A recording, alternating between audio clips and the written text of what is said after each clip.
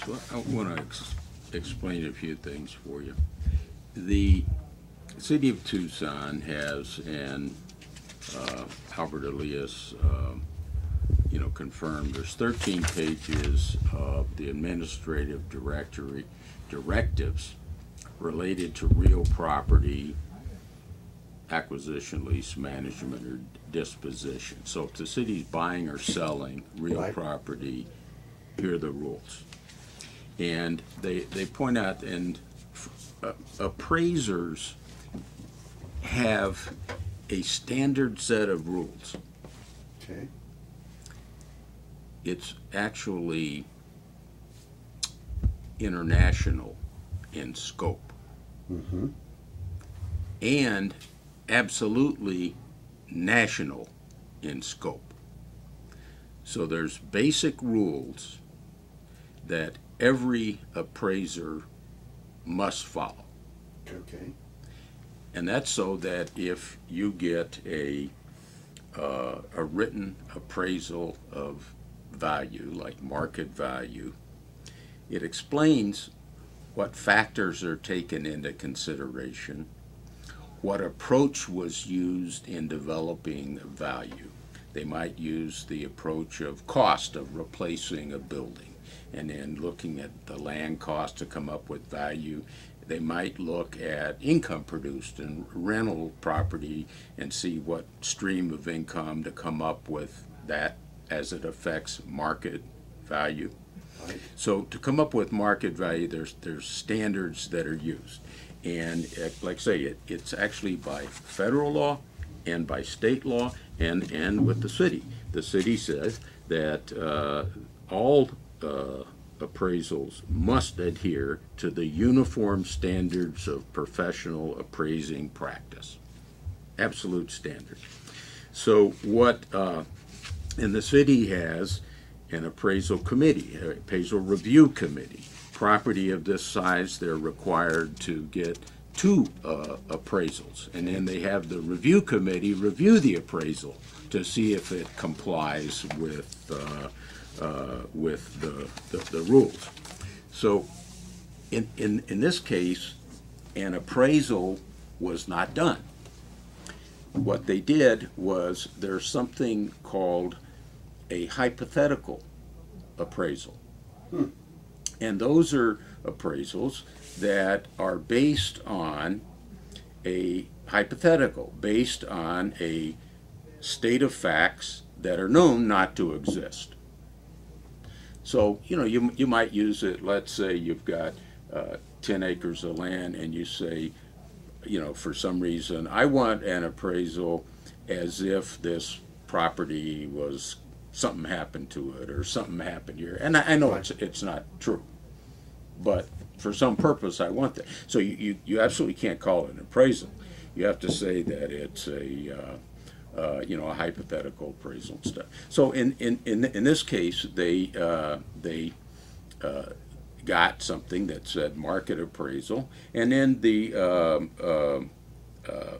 appraiser did put in there that this appraisal, he was asked to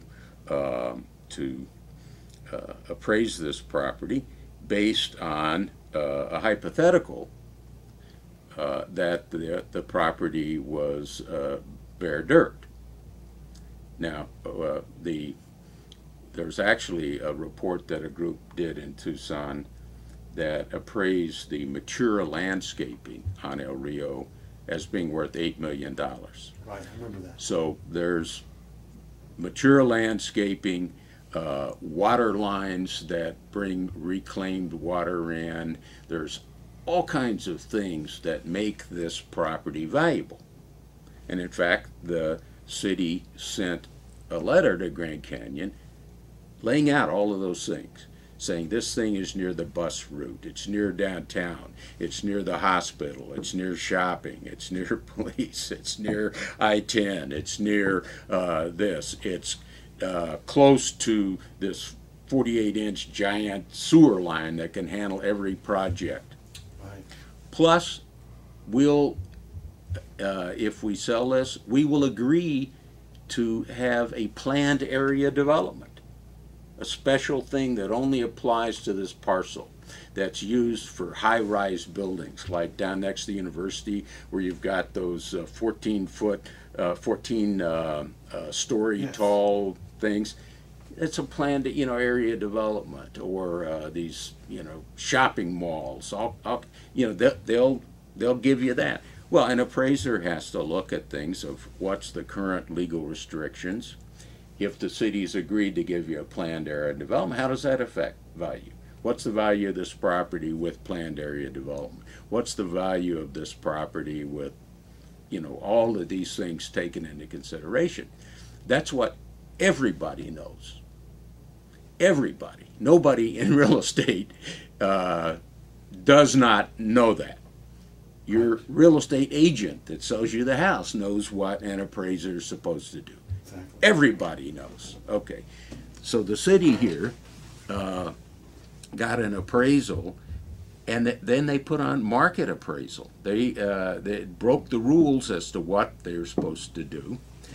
But there is a set of rules that says you can have a special use appraisal that's similar to like a summary appraisal if the working papers have in it an analysis of all the stuff that's supposed to be analyzed. Right. So you could say, I want this appraised as if it was plain dirt. Which they did. Yeah, you could do that, not for the purpose of setting a market value, or the purpose of that being a market value appraisal or appraisal for value, but just say, I'm kind of curious because I want to compare that with something else. I mean, it's possible there's some reason, but you must have at least you not only have in the front where it says this is not a market appraisal. You got to put it on the front what it is. You got to say that it's a hypothetical, and then if you discuss these other things, it's got to be in the working papers. Okay, so another thing that you do is you don't tell the appraiser what numbers you want. Right. Oddly enough, that's not part of the rules. You're not supposed to tell them, and you're not supposed to say, "Here's the I want you to use this comp and that other comp." You want the appraiser to kind of come up with his comps.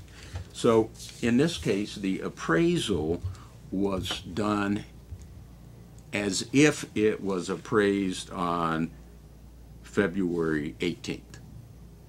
Okay, Right. and it was given to the city on February 20th. Right. They said on February 18th they went out to the site and walked around. Now, you sort of wonder, why'd they bother to go walk around if they're going to walk around on the golf course with mature trees? I'm not seeing those. I'm just seeing dirt. Please help me. And of course, it's right next door to the Arizona School for the Deaf and Blind, so maybe they could borrow a cane, And in any event, it was done on as of February 18th. Okay. So the city manager who's in charge of real estate, the assistant city manager, has identified an email on February 14th, 4 days before. And he has some notes at the bottom. And the notes at the bottom say value $350 to $450 a square foot. My God. This is 4 days before the appraisal, right? And who wrote this? The Albert Elias, the assistant city manager in charge of real estate, and the guy who's on behalf of the city manager department, the leading public servant in determining value, the guy that has seen all kinds of appraisals, is familiar with the rules, is not only familiar with these 13-page rules, but is required to review them in May of each year, or more often if necessary. So he's very familiar with that. So anyway, well before the appraisal, he's got $350 to $450 a square foot. Then there's a note supposedly from the real estate guy's head about some, well actually this is in the appraisers had this note, and this is an appraisal review guy that works for the city, talking to the appraisers about what they need, and suggests in here the comp that should be used. He's suggesting there's south of 22nd Street, Alvernon and 22nd Drive-In. These are two comps that we want you to use to come back with the price that we want. And those comps are not of equal value, are they? Of course not. Here's the complete file of the appraisers. Go back to the comp. Here's the comp of Alvernon and 22nd. You may recall this is where the old drive-in theater, I forget what it was called, was it south of 22nd off of Alvernon? Yeah, right. Exactly. Yeah, not on the Beyonza. corner, but back kind of. Beyonza. Yeah. Yes. Right. And they have the, flat map for it in here. This is 22nd, Alvernon. It's, back here hidden away. So compare that piece of property with El Rio, which is on Speedway, less than a half mile from I-10, it's really part of this urban center of the city with all of those amenities to it. Think of the possibilities of that with a planned area development and high rise and a shopping center, whatever else, all those trees with parks around. And so this one, strangely enough, has a price of $3.11 a square foot. So the city asked these guys to break the rules, suggest the comps, picks a price beforehand, and interestingly enough, this $350 to $450 a square foot. Sure enough, these guys come back with a value of $350 to $450 a square foot. Who would have thought? And but what the true value of the property per square foot? Yeah, they have a market value range. Yeah, yeah, okay. They say that's a market value range which they use to set a price to sell it. This is a fake appraisal that breaks all the rules. Used to come up with a range to sell the first piece of public property that was in use that's ever been known to be sold. Certainly never a park. And the range is $15,290 to $19,000. So the range these guys came up with is way, way too low. Is $15,290,000 to $19,655,000. And the city picked the bottom of that range of this nonsense appraisal. They picked the bottom, and no, there's no notes. There's nothing in writing in terms of the discussion at the meeting, and they just, they picked that bottom range price. That's it. And who do they do this for? I mean, I see Trio's name in the depositions a lot, okay? Very few documents, like they're kind of like those documents have been removed. There was one name on an email of the guy who heads Trio, who's, I guess, related to, or not related, but works for the Don Diamond. Well, I did some internet checking and found that out myself. Yeah, we don't know,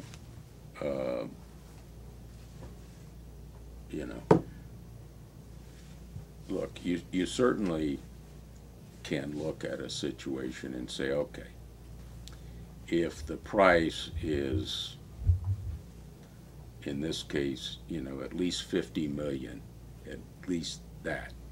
It's what the value of the true land really is. No, at least $50 million less than the true value. Wow. No, I think the true value exceeds $60 million. I think it's more like 75 to 100, but But and they were one it's- that's on a 50-year lease with an option to lease longer, and then they would have been able to avoid all of the city sales tax on commercial property for all those years. Is that the case?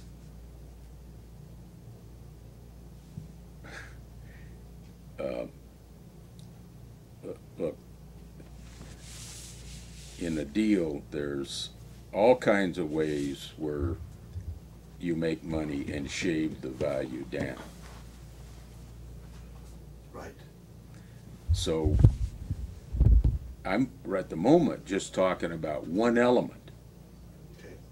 which is what they set as the price that they essentially value this as. That is at least 50 million below its true market value. Bill, you've been an attorney for 45 years. You've seen a lot come down the pike. Have you ever seen where such a large piece of public property, a golf course with a historical, how big of a scam is this scam they were pulling? Big. Real big. Because, look, first of all, John, you have to look at each piece of the pie. First of all, the initial value was dramatically lower, way, way off the field. Okay. Then I suppose you'd say, okay, well, were they at least going to pay that? No. Essentially, the land would be free. Wow. Basically, because here's what they were going to do, is they set a value, like a rental value during the year. That rental value was artificially set low. So that, and I think it was $257,000 a year. So you have to look and say, and then they were going to permit those rental payments to be applied to the sale price. Right. And the sale price, they were going to lease it for like 60 years. And after 15 years, you could fix this, that lock in the sale price, but you still wouldn't pay till 45 years later what the sale price was. And you get, 2.1 million, another period of several $1 million in waivers of fees and various benefits. They have a package, what they call an incentive package. And so, but the reason why I say it's essentially free is that when you take a look at the incentive package and the payment over time of what they would be paying for it, then you have to, it's not, Right. not much at all. But you then look at, they're talking about a long-term lease. So if, for instance, you would sell the property for $65 million or $70 million, the city gets $65, $70 million. Property is owned by a development company that pays taxes on it. Right. But when it's leased, there's no property taxes on the real estate. Okay.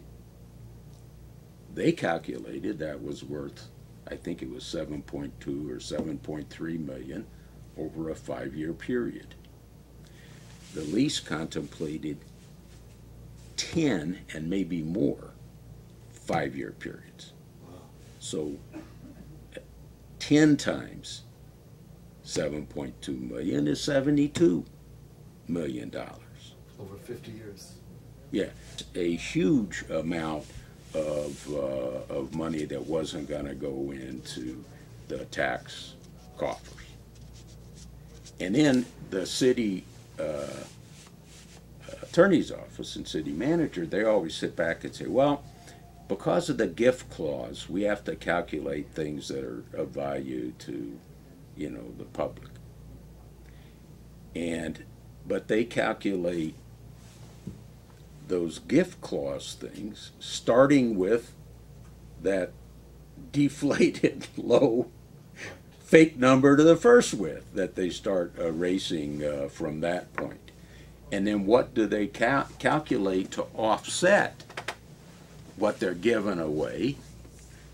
They offset it with supposed taxes that would be coming from employees or students that are there. And the city doesn't do an analysis saying, well, actually a lot of these students already live in Tucson, and so the taxes for eating and driving, they're going to be paying whether they're going there or Pima College. And we have information on this school saying that the number of employees are going to be far less than what they're actually doing. So you can take every element of this deal, and the city is, I'm thinking the term malpracticing, but they are accepting lies that they know are lies, accepting numbers that they know are fake numbers, going out of their way to create fake numbers, making sure that the rules that require writings and records being withheld aren't followed. It's you know, I almost said it's about as stinky a deal as there is, but the city's made a lot of stinky deals, and so it's a rough a rough contest to say which stinky deal is stinkier, you know. Yeah, exactly. But this is a big one. This is a big heist, and you know, the only, you know, we know that it's a private for-profit company. We know that the real estate advisors for the private company are well connected locally.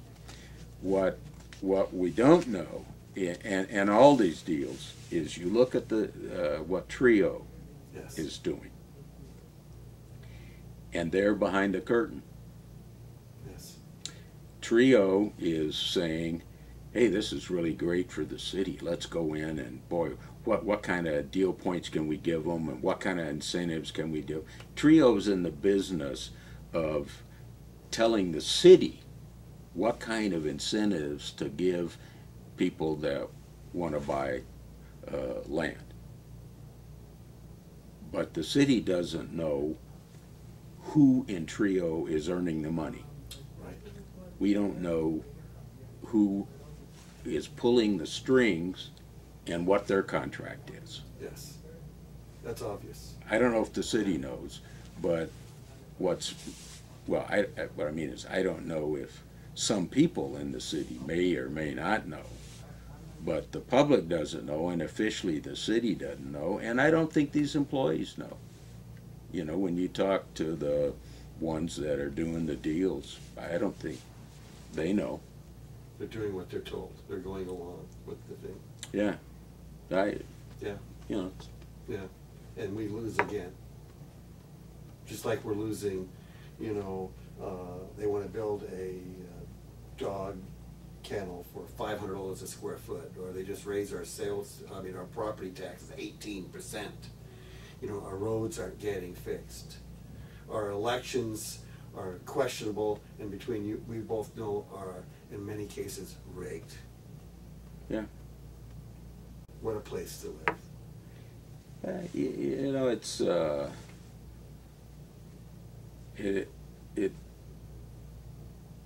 this is where we live. Yeah.